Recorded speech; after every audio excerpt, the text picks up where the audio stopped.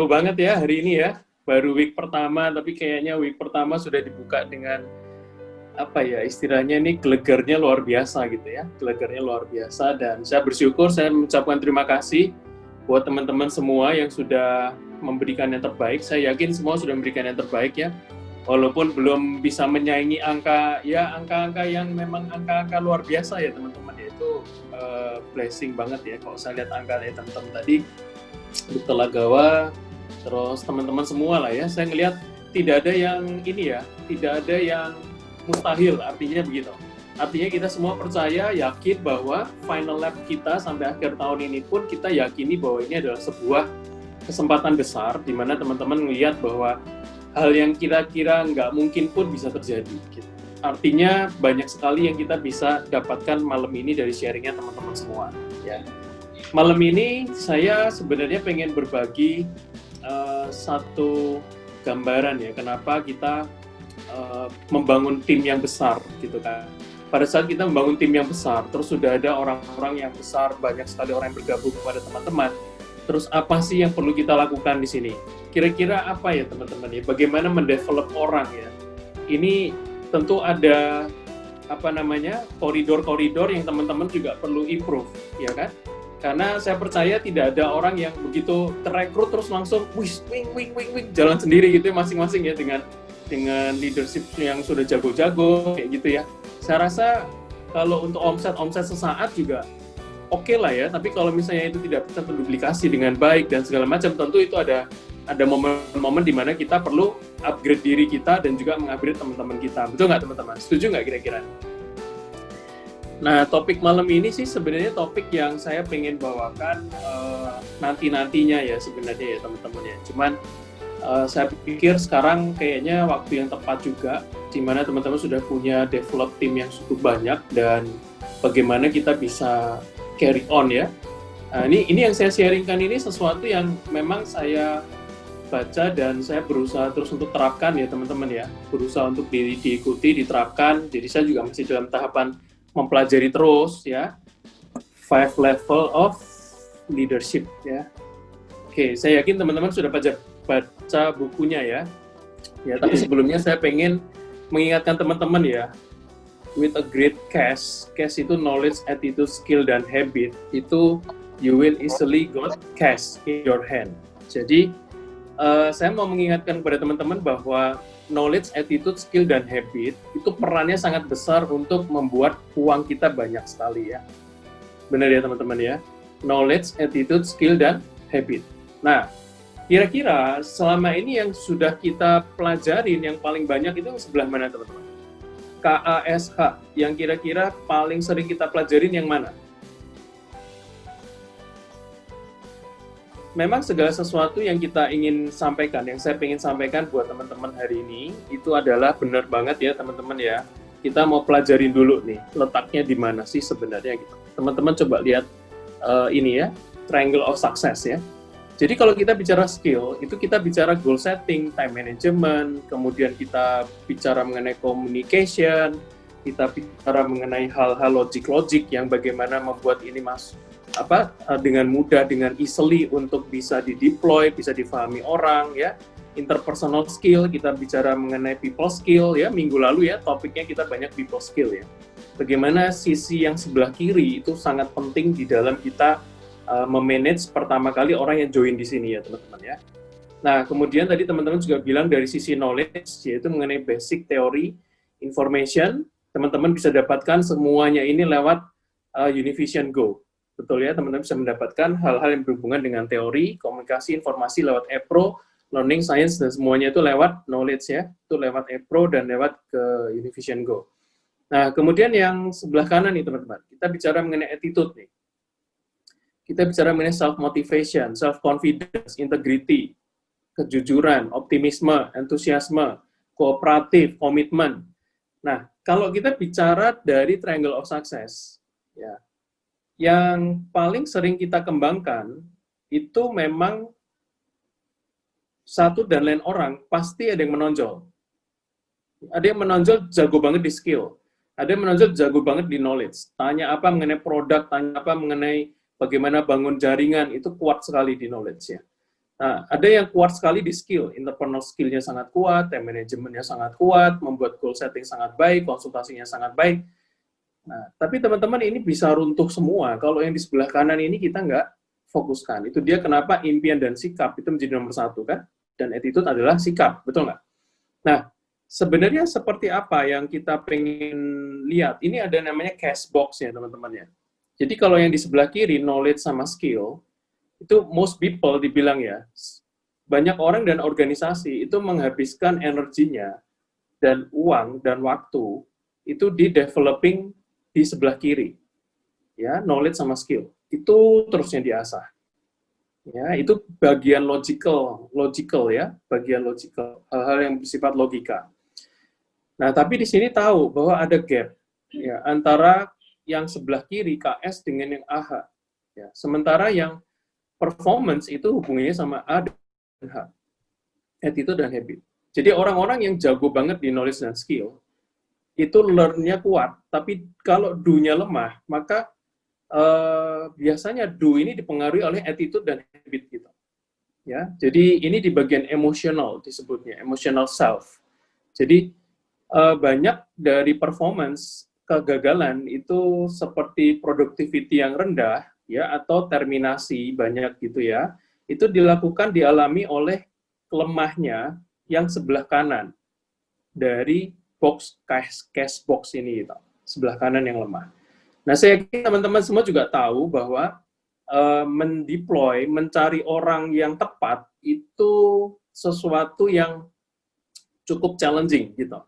Cari-cari kok gini, cari-cari kok gini. Teman-teman mencari orang yang good attitude dan punya habit yang sangat baik, itu memang cukup langka, setuju nggak teman-teman? Tapi kalau knowledge dan skill itu gampang diajarkan. Tapi kalau attitude, itu kadang-kadang bawaan masa lalu, hasil dari komunitas, hasil dari keluarga, bentukan keluarga, dan itu banyak sekali pembelajaran terjadi di usia 0 sampai 7 tahun, itu membuat dia memiliki sikap-sikap yang memang terbawa sampai saat ini. Nah, bagaimana attitude ini menjadi sebuah gambaran bahwa impian dan sikap, pada saat teman-teman sudah punya impian yang begitu besar, begitu kuat, tapi tidak dibarengi dengan sikap yang betul-betul teachable, humble misalnya ya, kemudian punya integritas, kemudian attitude-nya benar-benar tahu ya teman-teman ya, bagaimana orang yang pokoknya saya Pak kalau dikasih apa saya pasti lakukan, saya pokoknya tulus Pak melakukannya, aktivitas saya memang mengikuti dari apa yang sudah saya program. Ya, saya program sikap-sikap seperti ini. Jadi sikap-sikap yang positif. Nah, teman-teman tahu lah sikap-sikap yang positif seperti apa. Nah, kira-kira teman-teman pengen punya tim yang memiliki attitude yang seperti apa? Kalau teman-teman mau ngajak orang jadi partner, itu mau yang attitude-nya seperti apa?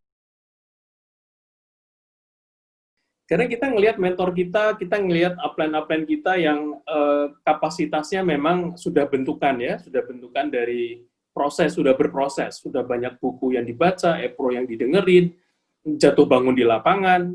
Nah itu jadi seperti mentor-mentor yang teman-teman lihat mereka punya kualitas, punya kapasitas gitu ya.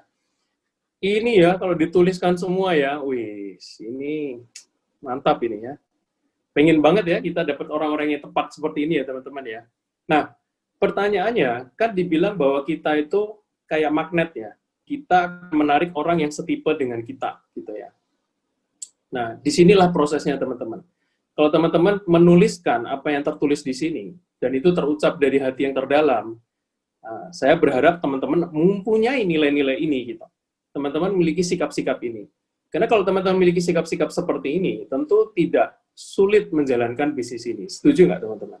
Bisnis ini kalau dibilang sulit, ya tidak sesulit itu sebenarnya. Kalau dibilang mudah, ya tidak semudah itu gitu ya. Tapi kalau segala sesuatunya kita yakini bahwa saya akan berjumpa dengan orang-orang yang tepat, saya akan berjumpa dengan orang yang seperti teman-teman tuliskan di sini, teman-teman jadilah seperti ini dulu, maksud saya begitu. Jadilah seperti orang-orang yang punya integritas seperti ini.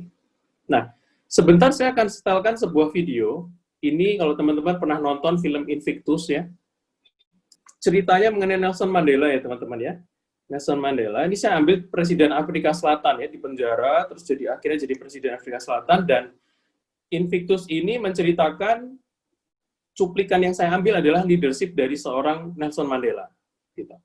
Karena attitude itu cerminan dari leadership, itu cerminan dari attitude ya teman-teman ya. Pada saat kita melihat orang yang seperti Nelson Mandela, bahkan seorang Francois Pienaar itu nanti teman-teman lihat ya, itu kapten dari Springboks rugby team ya. Jadi ada permainan rugby, tim rugby. Nah, Francois Pienaar ini nanti ketemu sama Nelson Mandela dan terjadi conversation. Yang saya pengen teman-teman nanti kita sama-sama belajar adalah dari video yang saya putar ini, apa yang teman-teman bisa pelajari dari seorang Nelson Mandela, ya. Jadi ceritanya waktu itu Nelson Mandela memang mau menyatukan ya, butuh inspirasi dan mau menyatukan bangsa Afrika Selatan gitu ya. Dari cuplikan film itu kita belajar dengan mengamati ya teman-teman ya. Dari pengamatan kita bisa belajar banyak sekali dari situ. Kelihatan sekali dia influence-nya kuat sekali nggak teman? Pada saat dia bisa menghargai orang lain, dia bisa menginfluence dengan sangat kuat ya teman-teman ya. Menghargai ya orang yang di bawah dengan cara yang luar biasa. Sampai yang di bawah pun merasa kecil sekali dibandingkan seorang presiden yang luar biasa sekali. Ya, itulah leadership teman-teman. Makanya tidak kita sadari ya, kita pengen jadi orang seperti itu, benar nggak teman-teman? Kita pengen berada di level itu gitu. Nah, hari ini kita mau belajar 5 level of leadership ya. Jadi bagaimana step-step ini di buku yang cukup lumayan tebal ya kalau teman-teman baca, detail-detail banyak sekali, karena liku-liku di dalam menjalankan sebuah bisnis di New Univision ini, teman-teman akan banyak mendapatkan pelajaran dari sini sebenarnya ya. Dari buku yang memang waktu itu saya baca dan waktu sempat ditanyakan sama Pak Jenny kan, buku apa yang dibaca. Nah, buku ini salah satu buku yang membekas juga di diri saya gitu ya. Oke. Jadi teman-teman lihat ya, ada 5 level. Dan level yang pertama itu adalah position. Orang mengikuti karena mereka harus gitu. Ya. Yang kedua, orang mengikuti karena mereka mau mengikuti orang itu. Yang pertama karena memang dia punya atasan. Yang kedua, permission. Itu kata kuncinya relationship di situ, hubungan baik. Karena punya hubungan baik, dia follow. Kemudian yang ketiga, production. Itu result. People follow because of what you have done. Orang mengikuti karena apa yang sudah Anda lakukan untuk organisasi atau untuk diri Anda, gitu ya. Sehingga ada result di situ. Kemudian reproduction. People follow because of what you have done for them, untuk mereka. Anda sudah melakukan banyak hal untuk mereka, jadi people akan follow di situ. Nah, itu ada reproduction. Dan yang paling terakhir, paling tinggi adalah pinnacle ya. Respect ya, people follow, orang mengikuti karena who you are gitu kan, dan what you represent. Nah teman-teman, ada 5 level ini, tentu ada pertanyaan fundamental yang saya pengen teman-teman juga malam ini bisa dapatkan insight-nya. Di level kepemimpinan manakah Anda saat ini? Ya, ini kita tidak bicara orang lain ya teman-teman ya, ini bicara mengenai diri kita sendiri, kita introspeksi, kita ada di level mana ya, level kepemimpinan mana yang Anda inginkan. Kalau ada 1, 2, 3, 4, 5, Anda di mana dan Anda ingin berada di mana ya. Bagaimana cara saya bisa naik ke level berikutnya, ini juga nanti kita akan ulas di sini teman-teman ya. Jadi ada goal-nya dan juga ada why-nya, kenapa Anda mau mencapai itu. Kemudian ada how-nya, oke? Nah, leadership itu bukan posisi yang diduduki ya teman-teman. Tapi leadership itu saya pelajari ini adalah sebuah proses perjalanan. Dari sejak kita lahir sampai saat ini pun, itu kita masih belajar tahapan bagaimana mengasah terus ilmu kepemimpinan kita. Bersyukurnya di bisnis ini, itu sangat kental, sangat erat dengan leadership. Sehingga kita memimpin orang. Karena berhubungan dengan orang, pasti hubungannya dengan leadership. Right away langsung seperti itu. Kalau dulu saya sebagai karyawan, nggak banyak saya melakukan ini. Waktu saya usaha sendiri, iya, of course. Tapi itu nggak banyak buku-buku pengembangan yang dimakan, yang disarankan untuk dibaca. Kayak bebas aja, nggak punya mentor gitu kan. Tapi di bisnis ini berbeda sekali. Kita diminta, pada saat teman-teman sudah lulus Millionaire Club, teman-teman naik masuk ke Billionaire Club, tujuannya adalah teman-teman bagaimana mendevelop dirinya, bertumbuh terus, dan pengen tahu sih sampai di mana titik endingnya, kita bisa mempelajari proses dinamikanya ya. Kemudian ini berhubungan dengan dinamika yang connection dengan people ya, otomatis berhubungan dengan orang, otomatis kita punya banyak sekali relationship yang terlibat di sini ya. Kemudian semakin baik dalam menginfluence orang, semakin tinggi kapasitas leadership seseorang. Teman-teman perhatikan Nelson Mandela tadi ya. Seorang Nelson Mandela loh. Ya. Bagaimana beliau memperlakukan orang yang mengantarkan tea-nya. Itu aja udah amazing banget kan. Ya, I wish kita bisa jadi orang yang seperti itu ya teman-teman. Terus semakin tinggi kapasitasnya, kapasitas leadership-nya kita bisa lihat dari situ sebenarnya. Bagaimana dia people skill-nya juga dimainkan di situ. Perannya sangat penting karena nanti saya akan ulas di sini kenapa people skill perannya sangat penting. Kita lanjut ya teman-teman ya. Pertanyaan 1, 2, 3 tolong di capture untuk dibahas di sesi mentoring teman-teman dengan mentor Anda ya. Oke.